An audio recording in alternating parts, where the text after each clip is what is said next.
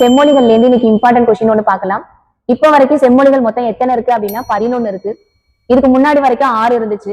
October 2024ல 5 செம்மொழிகள் extra add பண்ணிட்டாங்க. So அதுக்கு முன்னாடி வரைக்கும் 6 செம்மொழிகள் தான் இருந்துச்சு. அந்த 6 செம்மொழிகள் என்னென்ன அப்படின்னா தமிழ், சமஸ்கிருதம், கன்னடம், தெலுங்கு, மலையாளம், ஒடியா. சோ இந்த 6 செம்மொழிகள் இருந்துச்சு. அதுக்கப்புறம் இப்ப கரண்டா தான் 5 செம்மொழிகள் ஆட் பண்ணிருக்காங்க. இந்த 6 செம்மொழிகளையும் வரிசையா எந்த வருஷத்துக்கு அப்புறம் எந்த மொழிகள் வந்துச்சு அப்படின்னு ஞாபகம் வச்சுக்கிறதுக்காக ஒரு ஷார்ட்கட் சொல்றேன், ஞாபகம் வச்சுக்கோங்க.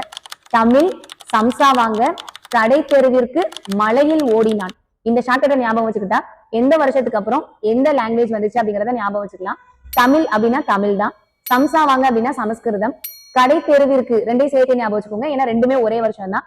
கடை தெருவிற்கு அப்படின்னா கடைனா கன்னடம், தெருவிற்கு அப்படின்னா தெலுங்கு, மலையில் ஓடினான் மலை அப்படின்னா மலையாளம், ஓடினான் அப்படின்னா ஒடியா.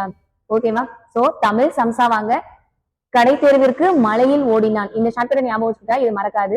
உங்களுக்கான கொஸ்டின், தமிழ் என்னைக்கு எந்த வருஷம் கிளாசிக்கல் லாங்குவேஜா அனௌன்ஸ் பண்ணாங்க அப்படிங்கறத கமெண்ட் பண்ணிட்டு போங்க. தேங்க்யூ.